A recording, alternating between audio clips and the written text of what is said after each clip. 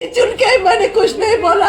मेरे साथ इंसाफ करो विजय राजे पंडित मेरे साथ इंसाफ। हाँ भेजेंगे, आप वीडियो भेजेंगे मैंने क्या करी, मैंने क्या करी? अरे पंडित अन्ना, क्षीरसागर, आजमत, ये लोगों को बोलो क्षीरसागर भाऊ सनाउल्लाह को समझा, मैंने कुछ नहीं किया।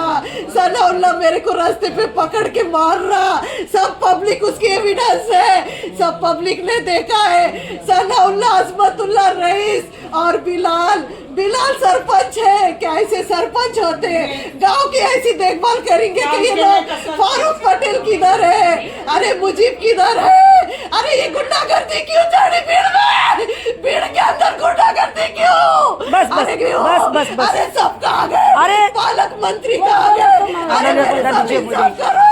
एसपी सर पूजा पवार को मैंने सब बोला था, मैडम हमारी इज्जत देखो, मैडम मेरी इज्जत पे बात आई। ओके, काय सांगाल? काल आपल्या तहसील कार्यालयामध्ये आपल्या हल्ला झाला, कशाबद्दल झाला? सर हा हमला भूमाफिया जी आहे सनाउल्लाह, अजमतुल्लाह, रईस, बिनसैरी आणि कामखेडेचा सरपंच आहे बिलाल, या लोकांनी संगनमताने आमच्यावरती हल्ला केलेला आहे सर. आणि याच्यामध्ये माझी काही भूमिका नव्हती सर. मी मुंबईला राहते, मी तिथे एक प्राध्यापक आहे आणि माझं शिक्षण झालेलं आहे MSc BEd सर. आणि मी आणि माझी बहीण मुंबईला राहतो, 2 लहान बहिणी आहेत, त्या औरंगाबादला राहतात. माझी आई एकटी इथं राहते आणि एक अपंग बहीण आहे माझी, ती आईसोबत राहते, फक्त त्या दोघी राहतात. तर मी इथं आलेले होते सर. तर या लोकांनी अगोदर माझ्या भाऊजींना मारलं 10 तारखेला.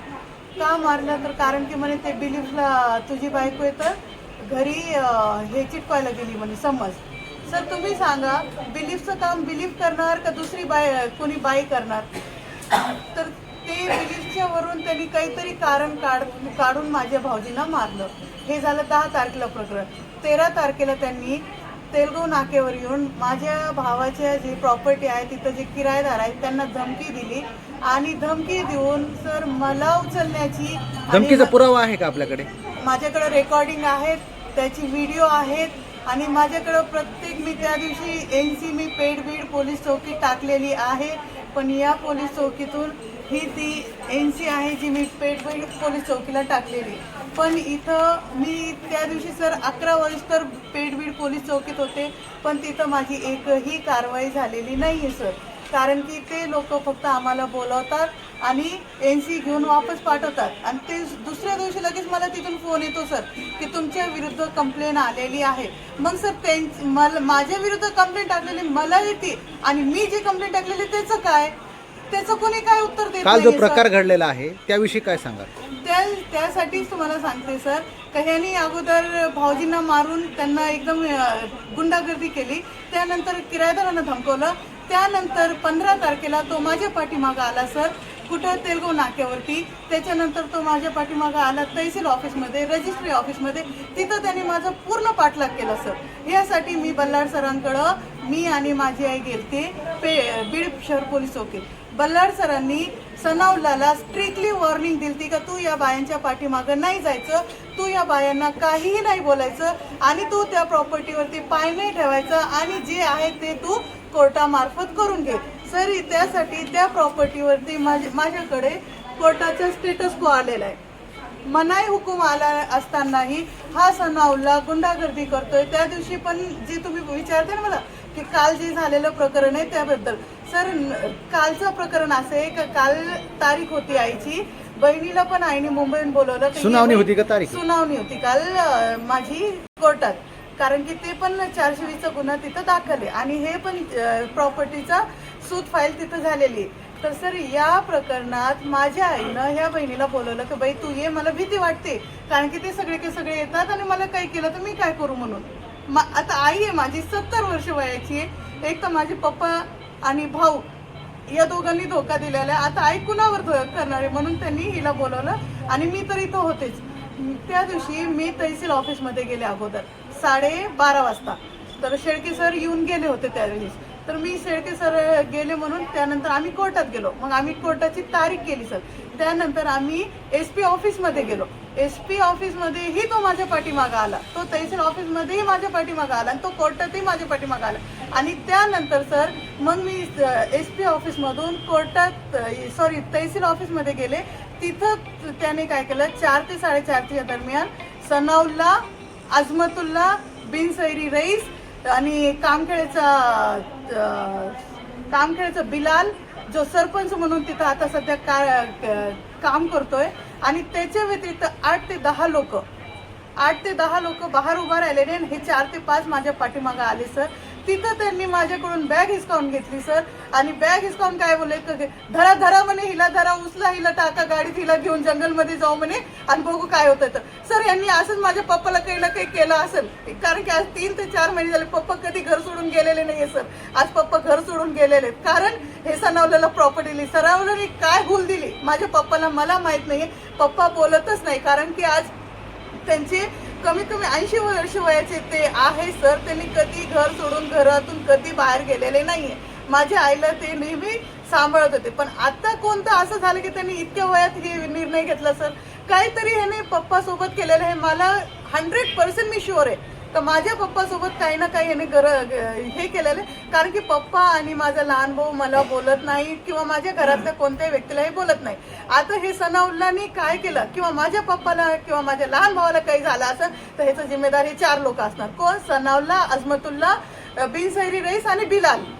याच्यामध्ये राजकीय नेत्याची काही नावं घेतलेली, ह्याच्यामध्ये राजकीय नेत्याचे नाव असे आले सर की म्हणे हे रईस बिनसैरी आणि बिलाल सरपंच हे विजयराजांचे कार्यकर्ते आहे चांगल्या प्रकारचे, म्हणजे त्यांचे राईट हँड, मला असं बोलले गेले.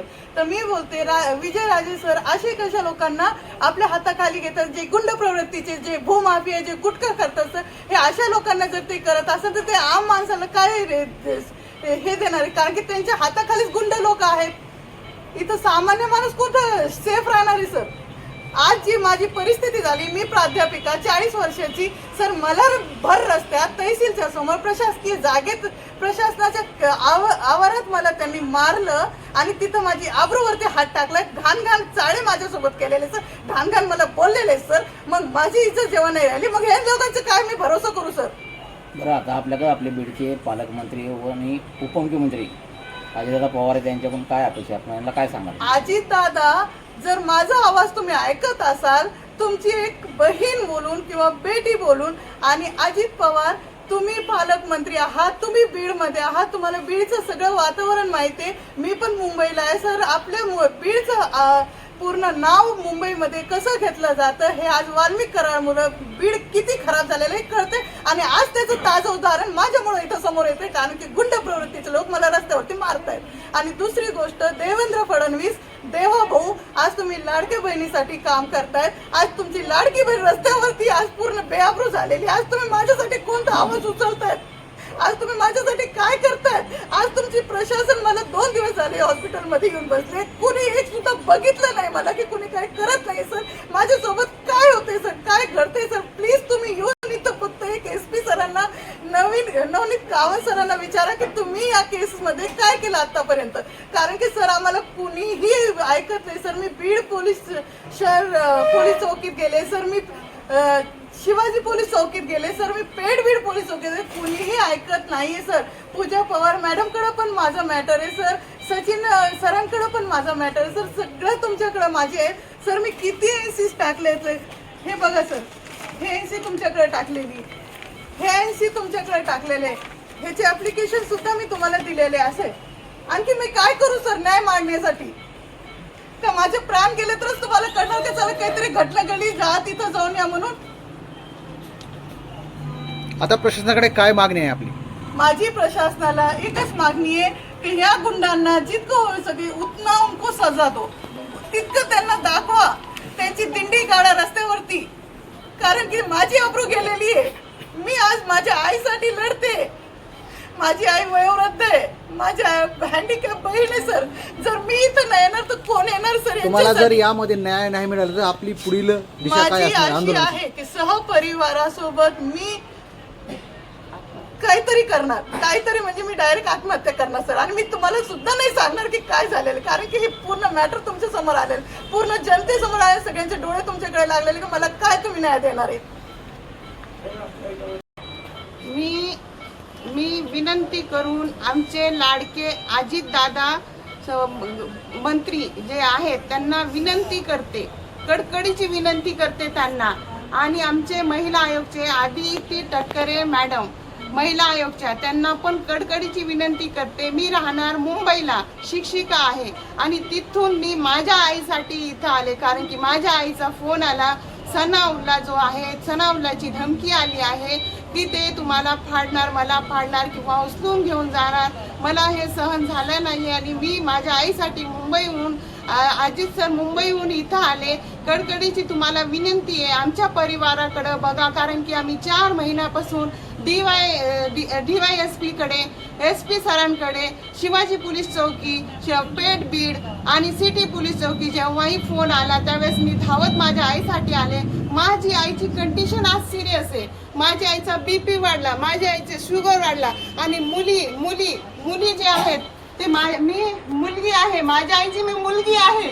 माझ्या आईसाठी मी इथं आले. माझी एक विनंती, आदिती मॅडम तुम्हाला पण विनंती आहे का माझ्या आईसाठी मी इथं आले आणि आम्ही मुली आईसाठी उभा आहेत. तर सगळा समाज आमच्याकडं दुर्लक्ष करत आहे. तुम्हाला एक विनंती आहे की आमचं सहकार्य करा. सगळ्यांना विनंती आहे. बीडमधलं वातावरण मी ज्यावेळेस बघितलं, एक गुंड प्रवृत्तीच्या माणसाला सहकार्य करते, त्याच्यामध्ये आम्ही सगळ्या नगरसेवकांकडे पण गेलतो, पण आम्हाला काही जास्त सहकार्य झालं नाही. आम्ही FR फाडायला गेलो. आज 2 दिवस झाले आम्ही हॉस्पिटलमध्ये ऍडमिट आहे. आमच्या आईकडे बघायला कोणी आले नाही, आमची फरियाद कोणी ऐकली नाही. असं का? प्रशासन कुठं आहे? प्रशासन काय काम करतं नेमकं? त्यांचं काम काय हे बघा, सत्य काय ते बघा. आम्ही कोणत्या प्रॉपर्टीसाठी नाहीये. 10 करोडची प्रॉपर्टी सनाउल्ला बोलतो, मी 50 लाख रुपये दिले, पण त्याच्यासाठी आमचा का जीव घेणार? आमचा का जीव घेणार? माझ्या आईचा का जीव घेणार? माझे वडील 2 महिन्यापासून नाहीये. माझ्या वडिलांना सनाउल्लाने कुठे ठेवलं मला माहित नाही. त्यांनी किडनॅप केलं, काय केलं, त्यांच्या जीवाला जर बरं वाईट झालं तसे सनाउल्लाचं. आणि आम्ही जे आहेत आम्ही सगळ्या मुली आमच्या आईसाठी आले. जर माझ्या आईला काय झालं तर आम्ही SP ऑफिस समोर आमचं जीव दहन करून टाकू. आम्हाला आयुष्य नाही पाहिजे, आम्हाला आमची आई पाहिजे आम्हाला, फक्त आमची आई पाहिजे. आणि मुस्लिम समाजाला मी सांगते, जर आम्ही कुठं खोटं असेल तर तिथं सांगा आम्हाला, कारण की तुम्ही सगळे जे आहे गुंडा माफिया जो सनाउल्ला आहे त्याच्याबरोबर सगळे गुंडे आम्हाला धमक्या देतात. तुम्हाला माहितीये का आम्ही कोण आहे? आम्ही नय्यर खानचा मर्डर